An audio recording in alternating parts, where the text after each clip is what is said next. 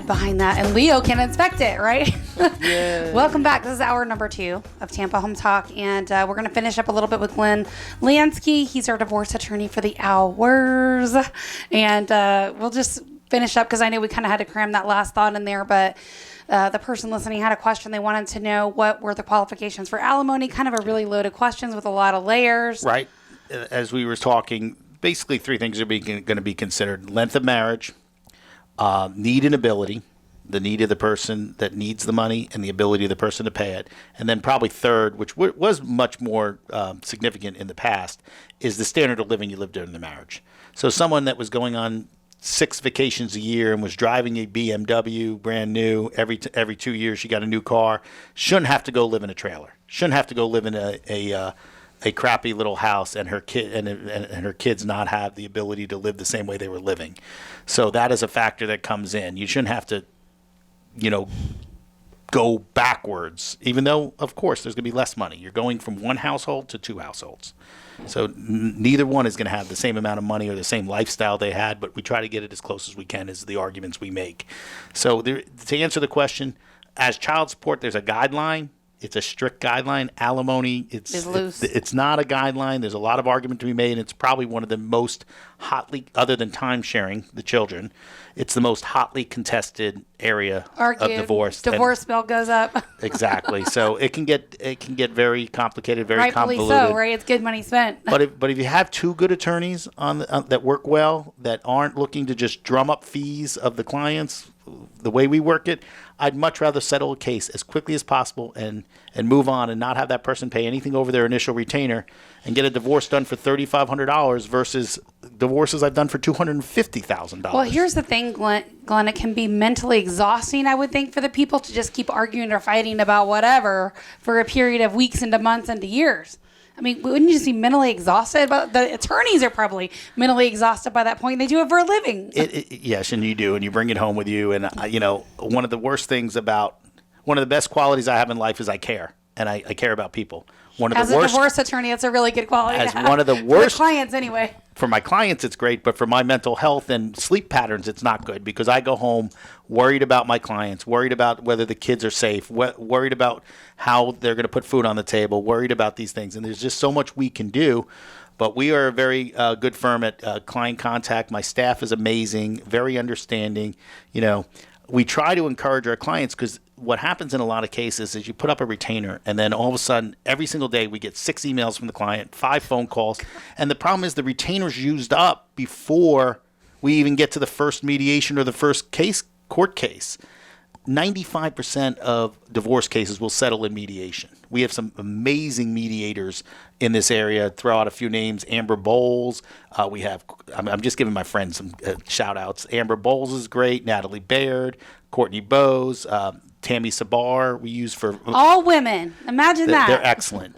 You know what? I would say I mediate, and there's great male mediators too, but. I think that a lot of times I just made a comment that you gave out all women names. That's all. Those are the ones I use the most, and the bottom line is I get my cases settled with them most of the time, and they know how I work. I come into my mediations very, very prepared. I tell my clients this may be a 6-hour mediation, and our mediator may spend an hour with us and 5 hours with them because we know what we want. We're being reasonable.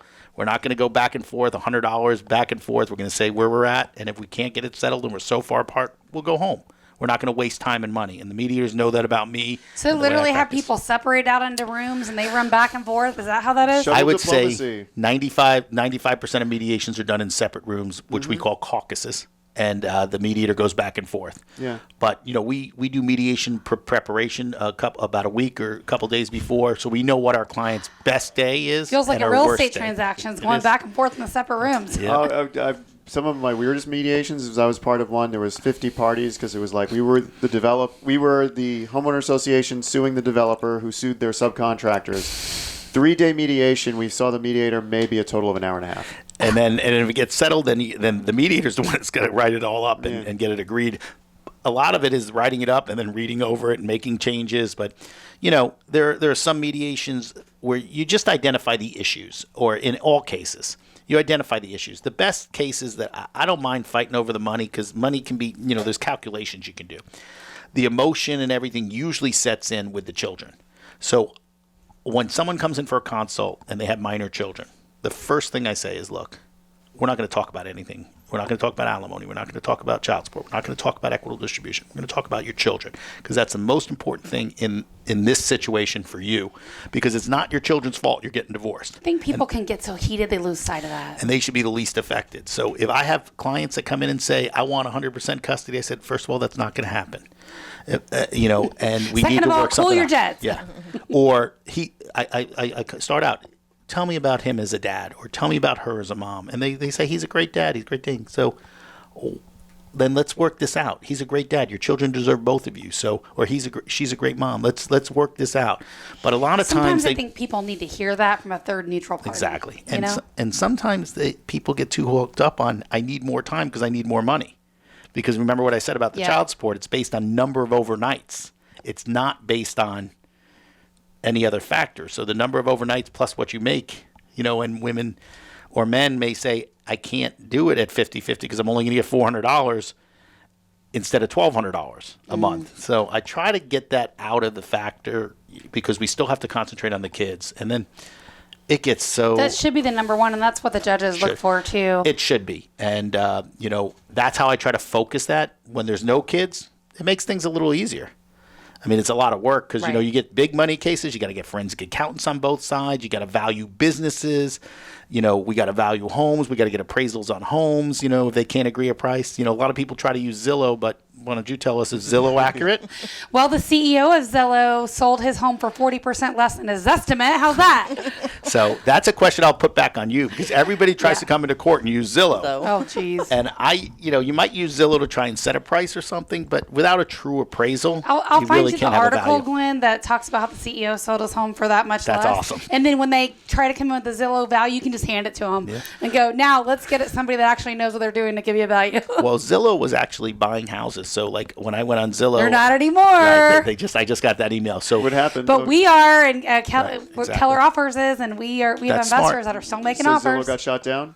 Zillow, like all these instant offer, will buy your house now. Well, let me tell you my quick story on that. So my house, I get the Zillow because I want to see what the offer is. So he makes me an offer, which is exactly like $3,000 below his estimate. So they send out the inspector.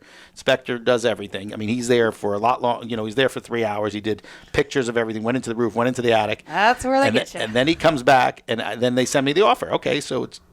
I'm supposed to net about $60,000 on the house or something, and all of a sudden I see the net's at like 28 because they got a 2.7% administrative fee. They're charging you the 5% that their realtor is going to have to sell it for. And then the worst is the repairs because then they tell you need $15,000 worth of repairs. And I'm like, it's the same for all of these. Yeah, like OfferPad was doing that. It's crazy. We went in behind some of them. We had one. This house was literally perfect. There was nothing. They tried to peg the owner for carpet that was puckered, just need to be stretched. It was a $300 fix, and it was done. And they tried to nail this guy for like $2 or $3 grand. Yeah. And that was after already, beat him up with all the other stuff. And he finally said, I'm done. I'm not selling my house to you. Sue me if you want to. I'm not selling my house to you. Well, I told the guy. And do you know he had to pay a cancellation fee to get out of that contract with them? They made him pay like $2 grand to get out. And I said, you know what? It's a speed bump. Pay it. We're going to get you more money. And we did. Yeah, that's good. So, all right, last 2 questions for you, and then we're going to hop into some other stuff, and you'll get a lot of value out of Kim's part 2. So, what is equitable distribution? Equitable distribution is your assets and your liabilities.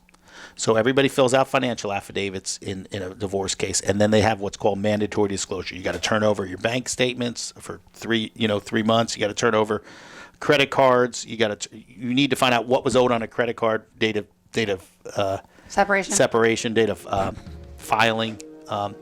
So they take all your assets. If you have a house that's worth $400,000 but you owe $200,000, that's worth $200,000. So, and we get it into a pot. And a lot of times there's a lot of 401ks. I've had cases where guys have $4 million in their 401k, all marital, because it was a 30-year marriage, and the woman has $1 million.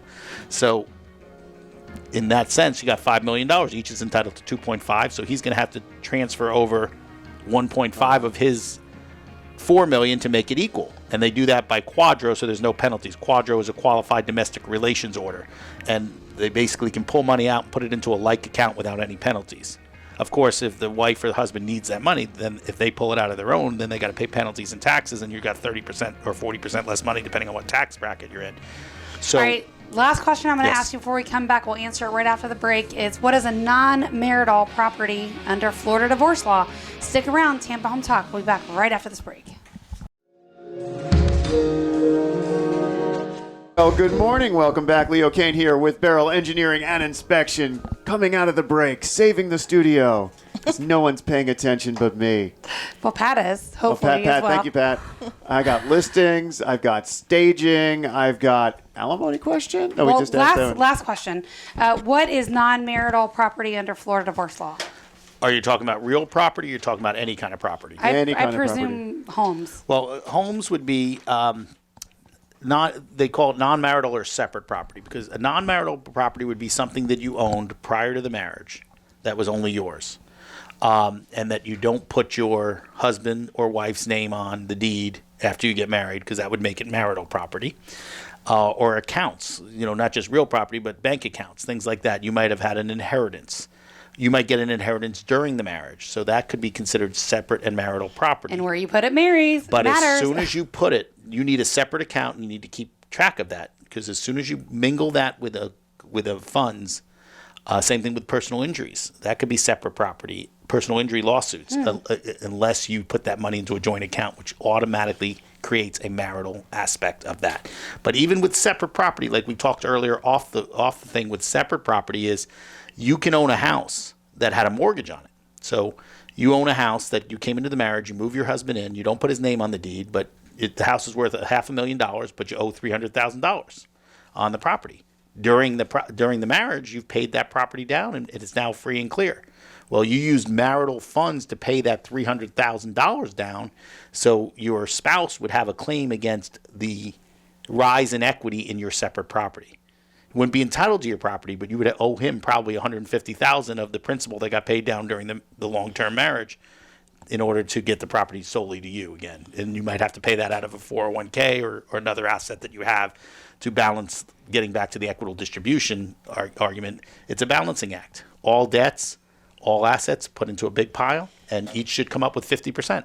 Everything you pay during marriage matters, right? That's what I heard. Anything incurred, and the biggest question we get, like we talked about off the line before, is, well, the car's in my name. When did you buy the car?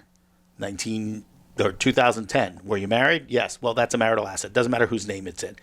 It doesn't matter whose name the mortgage is in. If it's anything incurred If you or paid accrued, cash, it's getting split down the middle, right? even if it was incurred or accrued during the marriage, it's subject to equitable distribution.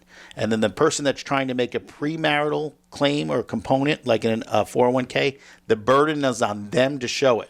Everything's deemed marital, and the burden's on that person to show it's separate property or premarital component.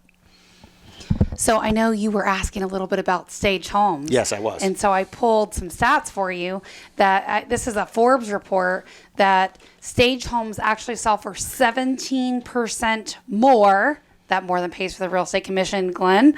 So going back to your point of $5, yeah, you could pay somebody $5, but when you get somebody like me, that a lot of times we pick up the staging expenses, we're going to net you 17% more money by having it staged and setting it up.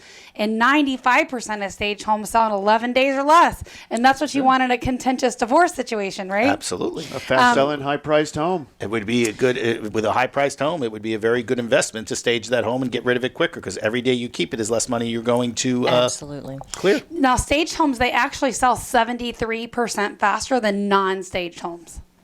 So it's and Kim, right? Because you see like the stuff we do compared to what other people do, and the big difference, like when we take a listing, they have a listing manager.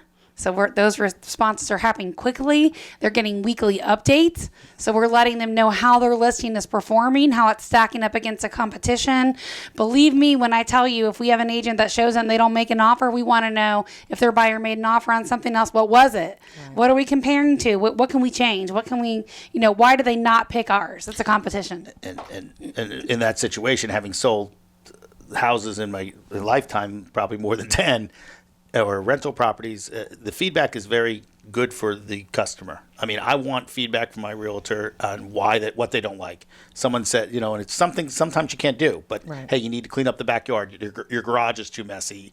The flooring doesn't match, or whatever it is. If it's something that can reasonably be fixed, it may be something minor. But I it's tell turning people off. going into it, look, we're going to have a love-hate relationship during this thing, and I'm going to tell you everything you need to hear, even when you don't want to hear it. Well, that's it. I mean, that's also what I do is I go in ahead of time and I'll tell you everything that I see that needs to be updated, changed, whatever. It's up to you to decide what you want to do, and then we'll just work with it after that. But knowing that if you do everything on that list, the house is going to sell so much faster, so much quicker, and for a better price. So The one thing I don't have stats on, and I'd be really curious to see how these numbers shake out. I don't know anybody that's done a study on it. Maybe it's out there. I haven't seen it.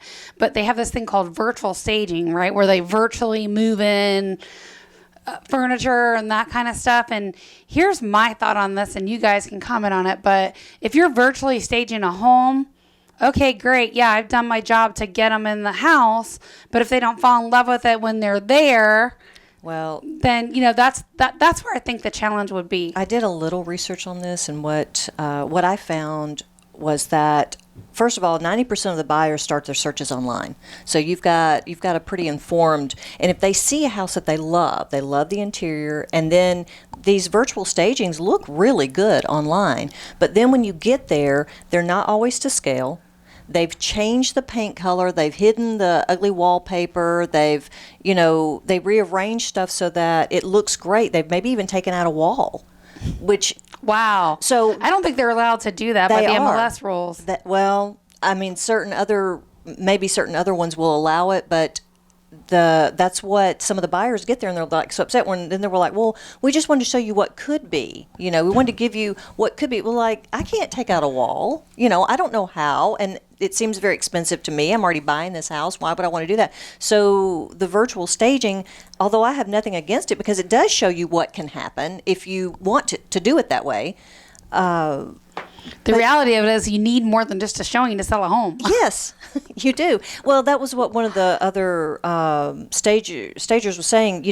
Yes, you can still use the virtual staging, but you better be prepared. You better have all those pictures and being able to show. Remember how, you can put your sofa here and, show them, walk them through that. So You would almost have to print those huge and leave them in the property. Yep. That's exactly and I it. would think it would be very time consuming if you had to do virtual stagings for every potential buyer, Yes. to do it. Well, Well, you could just hire Kim and she'll go out there and wave her wand and it's done. I think as a buyer that it would be harder for me to visualize even with the virtual That's most than buyers. just seeing it. Absolutely. So I just think that seeing is believing. Like I walk into a house and I'm looking. We looked at 60 houses before I bought the house we bought. I mean, How long ago was that? Probably we wound up closing maybe in October. And you something sold like your that. bachelor pad, right? I had to. Did you stage it? No. At first there was stuff in there because it was being rented. I didn't stage it, but I didn't get. I just wanted to get rid of it at that point. But had it been a more expensive home, it was only like $275. But I definitely would have. Like my old house, if it didn't sell, the one that was like $700,000, I absolutely would have staged it. I think. So you didn't it stage a $700,000 house? That one sold in 2 days. Oh, wow. The first person that came in, but it had our furniture still in it. We had it moved out. Well, that staging is using your furniture. Yeah, no, I understand. Yeah. So I'm thinking that it's empty and you're bringing in everything. Right. So here's the thing too, though, that we see. Like, if you got an offer within 2 days, was it full price? It was pretty close. It was within like $2,000. I mean, what we see a lot of times is if it's staged and it'll increase the number of traffic in the first day, and you actually create like an auction effect. If it's priced right, and apparently it was, you'll create an auction effect, and it'll actually drive the price up. Yeah, but I think, like you said, when I was looking at houses, I was looking at houses to buy from like $400 to $800. And if it wasn't staged, it was empty, I could not. I'm not a visualizer. I can't see what my house would look like with my stuff in it. So you've lost that buyer. Where I would put it. So I would definitely have benefited from houses being staged. Yeah. It was much easier to buy a house that was furnished because like we saw how they had it set up. So we knew what we wanted. And we did a lot of the same things in the house we bought because, fireplace here, the patio furniture, setting it up the same kind of way. Did you bump into anything that was staged online or looked different, and then when you got there, it wasn't that way? Yeah, there was a few homes that looked very, very different. So tell me, the pictures did not look like tell the me house. as a buyer, what's your experience? like? Look, I don't want to be. Look, you can make anything look good. You can describe anything. I know that you got to do that. We got to do that when we pitch ourselves. But the bottom line is when you walk in and it's not what you expected, you're probably not going to do anything. You're going to feel like you were misled. Yes, Yeah. absolutely. I'd rather you show me less, and I get there and be like, wow. Yes. You know, this is so much better in person than it was online. The challenge is 83% of buyers choose what home they're going to look at Online. based on the photos online. And photos are so important. I agree with you because I had a guy one time that took very bad photos of my house and it didn't even show even close to what it was. Right. So I think you got to. It's not quite like a bait and switch, of course, but you got to show as much as you can show because you want to get them in there. But then if it shows as good as the pictures, that's the house you're going to buy. Absolutely. If it shows much It's less the than the pictures, agent's you're going to be like, job to get them in there. It's a seller's job to have them make an offer. So Agreed. if we set it up and it looks amazing and you don't leave it how we set it up, that's on you. as the listing agent, I agree. You got to get the people in there, and that's the only way you're going to sell homes. You're not going to sell them. Yep. Well, All right. We're already at the bottom of the hour. Hang on, Kim. We're going to get into whatever you want to get in next. If you got any questions for Kim or myself or anybody on our team, you can call or text 813-377-2775. Again, that's our off-air number, 813-377-2775. Stick around. We'll be back with Kim Smith with the flipped room in just a minute.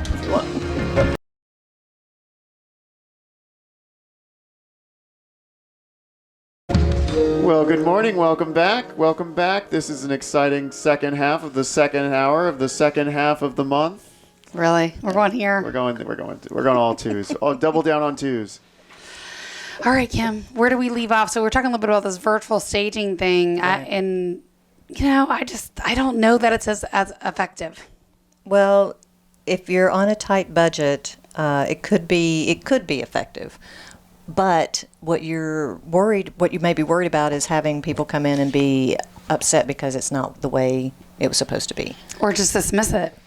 Absolutely. It's misleading. It is misleading, and they say that only 10% of the buyers can actually visualize how to decorate an empty home. I believe that. We just heard that from Glenn. He Yep. said he couldn't picture what it was supposed to look like without the furniture. So you're taking a risk if you do virtually stage. But I mean, the pictures look great, and pictures sell homes. So there's argument there for that. But of course, doing what I do, I argue against it. So, with this whole COVID thing, would more people want to virtually stage since some people are actually buying houses without actually walking in them? We've actually inspected, since the middle of March, we've inspected quite a few homes where the buyers said that they need our report to be as thorough as possible because they've never stepped foot in the home. Well, that is something. Are your inspection pages longer, real quick? Are they longer because of that? No, we give them equally as thorough of an inspection. I just wondered if it was any more out of details or pages. Sometimes if we have a really, like an out-of-state buyer who's really concerned, we'll allow them to download all of our raw photographs, which is like 300 plus, but we're not doing anything different for the reports. Got it. Because that would be saying we weren't doing as thorough of an inspection Right. beforehand. That's how an engineer would think, but And since we've used your services before, we know how thorough you are. Yeah. And we appreciate that. so he's got his buyback guarantee, and we sold you a home, and you didn't ask him to buy it back or Nope. us to resell it for you in 90 days. No, and that's shocking because we're working on our new refrigerator now. Jeez, we're back to the refrigerator. That's been like the we have a new bane. one. We have a new one now. And it's working well Well, we did have to have a service call immediately, but on the new fridge. on the new fridge. That's common. You in that house with refrigerators? Oh my gosh, is there a defect in the plug, Leo? It's actually be. working now. It's actually working now perfectly, and they didn't have to do a thing, so it was just a fluke. We couldn't get water out of the door for like 4 days, and then all of a sudden it started working. Oh, I had that problem in my house, and after 5 years, finally figured out what the problem was. Are you kidding me? You're an engineer. It took you 5 years to figure that out. Well, here's what had actually happened. So what would happen is occasionally the water would stop from the fridge, and then we would think the line was frozen, so we would basically thaw out that line, and this would keep happening, and eventually it went down and it just stopped working, and we're like, screw it, we're just going to drink tap water. So then I had a problem where the water from my kitchen sink, the pressure was low. Turned out when they flipped the house many years ago, they had a couple of valves that were stuck in the plumbing line. And as they would rotate in the line, they would block the line from water getting through. And if you didn't have enough pressure, you couldn't get it to the fridge. And if you didn't have enough pressure, you couldn't get it on the sink. So when we had them address several weak pressure issues in that one area. They redid some of the lines and they found the stuff. Everything works fine now. Interesting. That's very interesting. So is this one of those things where, as a homeowner, you just get used to something and you're just like, screw it, I'm just going to live with this? Yeah, that's well, we weren't willing to live with it since we just had it delivered, Yeah. and we'd been living with a really nice refrigerator that really just didn't work at all. So, yeah, I know. But getting back to the virtual staging, You and must have had that fridge looked at what, five times at least. 5 times. I was right with my guess. Okay. Yes, 5 times. Yeah, that's frustrating. So you don't want to be frustrated when you go to look at a home and it's not exactly what you saw in the pictures, because the pictures are what drove you to look at the home to begin with. It's important that the home look as good as the pictures when you see it in person, or better. And as to that, there are 7 tips that are turnoffs for home buyers when they walk into your home. So even if it's virtually staged or staged for real, if it's dirty, if it's unclean, then they're going to wonder, what else do you not care about? Besides it being gross anyway, but what else do you not care about that you wouldn't clean your home?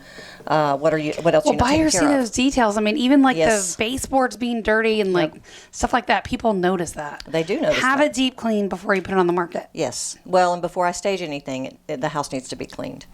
So the next one would be water stains. Even if they're years old and you fix the problem, you want to make sure those water stains inside and outside are taken care of with fresh paint. Definitely. So fresh paint is always a good idea, but even more so if you have stains. Now that can freak people out even when you guys go, Leo. We always say previous leak. Yeah, you're putting your moisture meter on there and it's totally dry, which is not a big deal. But to a buyer, when they see it, Yeah, we still have to say previous leak here, and it just raises a concern. Yep.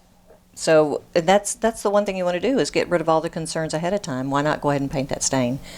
Bad odors. They include cooking, smoking, pets, mold or mildew.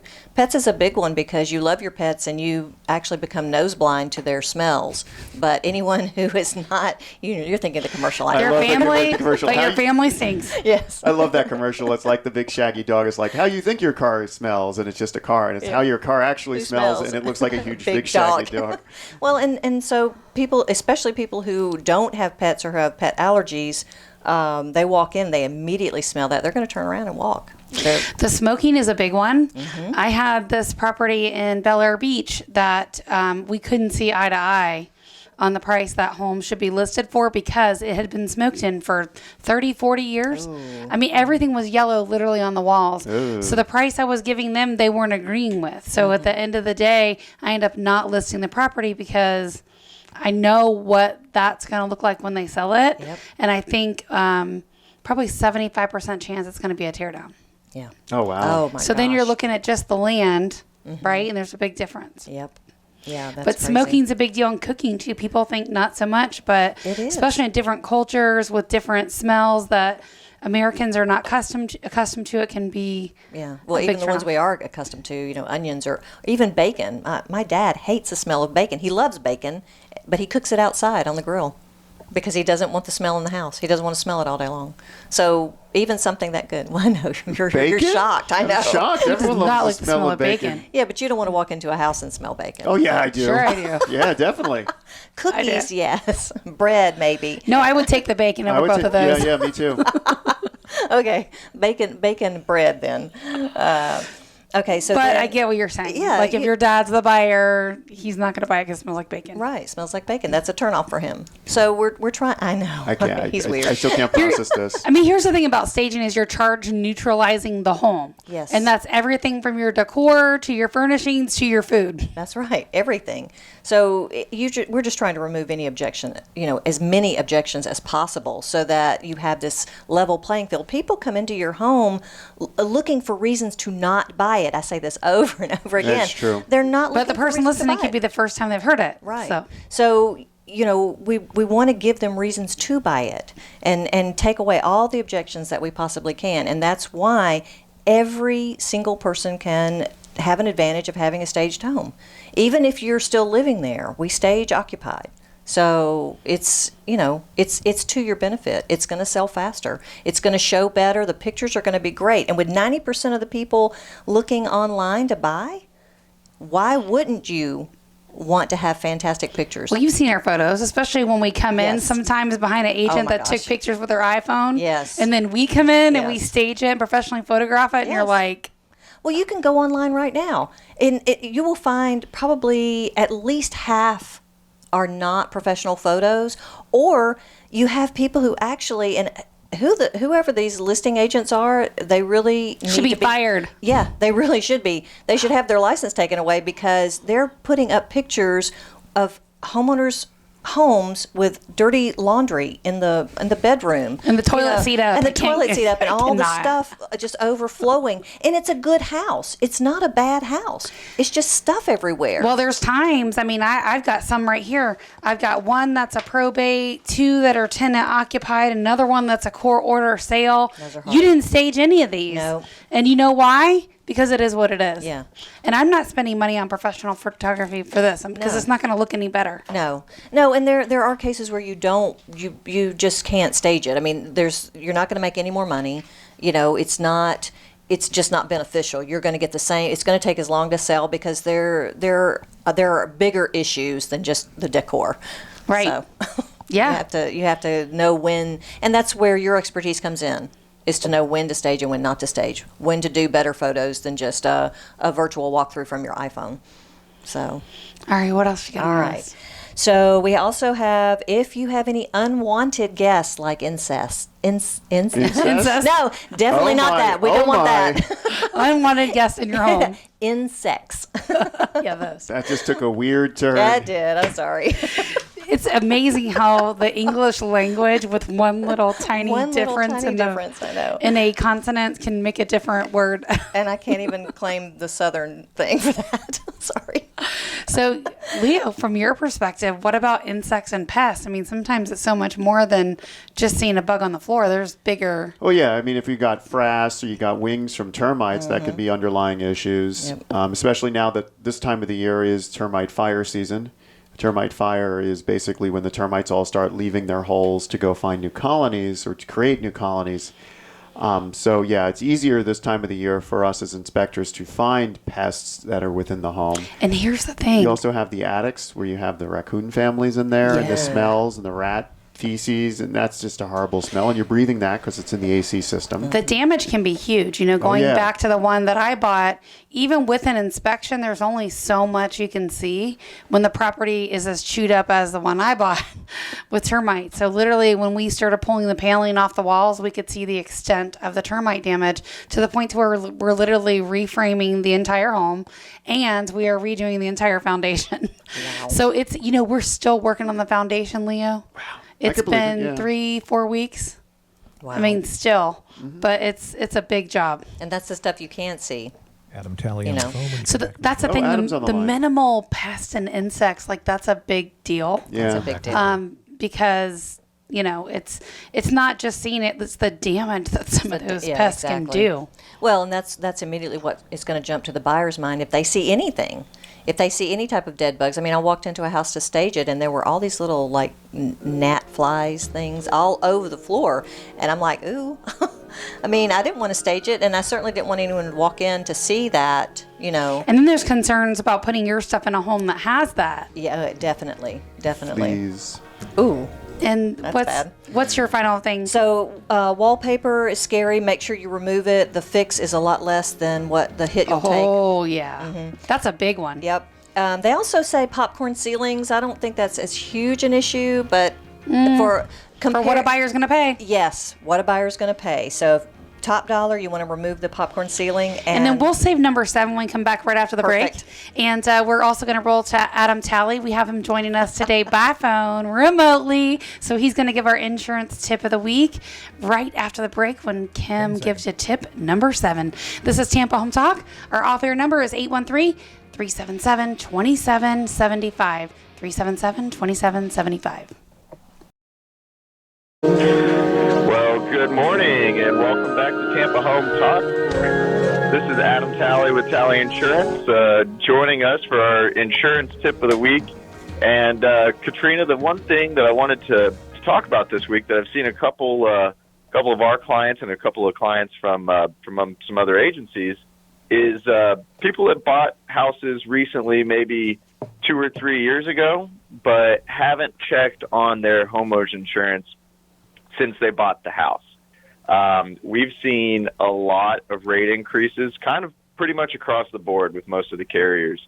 And we're not talking the usual, single-digit type rate increases. We're talking, 15, 20% in some cases. So if you bought your house, a few years ago, now's a good time to get everything requoted, make sure you're A, still insured properly, but B, make sure that you're, have the best rate possible for what your needs are. So that would be my tip of the week is if you are the type person that got that policy and then just stuck it in the drawer and haven't looked at it since, now is a good time to get some requotes. So what about if you've been in it for a couple of years, Adam, is it possible that you need to reinsure or up your coverage?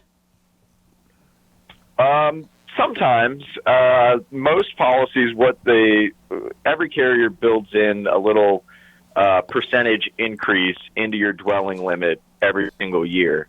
What I find in some cases is that they're increasing it year over year more than the actual rebuild cost is increasing. So in some cases, we're actually lowering the dwelling limit because, over the course of 5 to 8 years, it's gone from $250,000 to $380,000, and the real number is somewhere in between there. Did you get our listener hooked up last week that had some questions? I did. Actually, we spoke yesterday, so he's getting himself a new roof. Great. Very nice. And we got a couple great connections. If you need help with that, let us know, and we'll give you some recommendations. All right, Adam, thanks for joining us this week. We miss you. All right, thanks, guys. Have a good weekend. All right, Kim, what do we got to kind of pull this whole hour full circle when we talk about home staging? Well, big number 7, the things that are home buyer turnoffs is false advertising, bad photos, things that are not true. So if you... it doesn't look like the same house when you go look at it? Exactly. That's a huge turnoff for buyers. I've been in a house where they didn't actually have... They just had bad photos, but it led me to believe that there was more space than there was, or that there was an extra room when I didn't. But when we got there, it wasn't. It was close to the photos, but not quite, and that was disconcerting because I felt like we wasted our time. So buyers don't like when we waste their time. They want to know what they're going into, and their expectation is set by the beautiful photos. So we want to present a true product.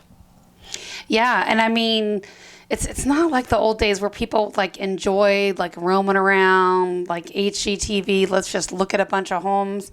No, I think for most people, time is money, and it's important. And there's something else they would rather be doing than look at a home that they expect it to be different. Absolutely. It's been a long time for you, huh, Leo? Other than the commercial space of buying a property, did you bump into any of that commercially? Probably not so much.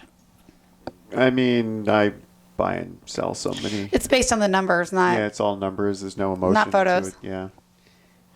So, let's talk about a couple of properties. We've got just a few minutes to do that. So, it's interesting. I'm looking at the list, and the only ones that I have left, right, for the most part, to buy are not staged. Are not staged. You're right. So, I've got one is a probate. It's 5217 Moonshell Drive in Apollo Beach, 200,000 Harbor Isles. It's a deal. Yeah. It needs to be cleaned up. It's a deal for I actually saw that property. I saw it, and I loved it. I thought it was a great house. I think you were going to stage it originally, I was going to stage right? it, but things So happened. The owner passed away. He actually had cancer, and now it's in probate. Yeah. But, yeah. And then Seaford Circle. This one's tenant occupied. They've great tenant, big dog, totally smell it when you walk in. It's only $70,000, but, med student running it, $70,000.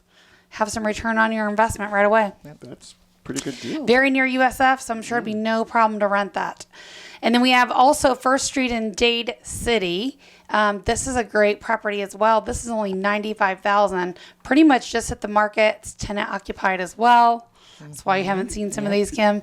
And then we have Clearview. This is a court-appointed sale. So I saw that one, too. 6919 North Clearview. You did see, and again, it's a weird situation, Yeah. but anyway, It has potential. this one's 190, and it does have potential. It needs a roof, which I think we can work out, and the tile throughout's pretty good. It needs some paint. It's got granite countertops, so really what it needs, I think, is pretty minimal.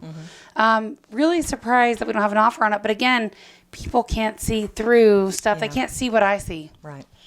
And anyway, and then Stable Wilk. So this one, yeah. so Stable Wilk was actually sold. It was under contract and it came back on the market. Oh, that's why that looked familiar. Yeah. The buyer actually, they didn't lose their job, but they got a reduction of hours by half. And so that killed the approval. Right. I remember that. We And so found out during the inspection, actually. the challenge for this one is we actually no, that's a different one. Oh. Actually, unfortunately, Leo, totally different one. But this one, the challenge is it had to be restaged. Yep. And because we don't want to go from this beautifully staged home on the photos, then you get there and it's empty, right? Right. We want it to look at least somewhat the same. Right.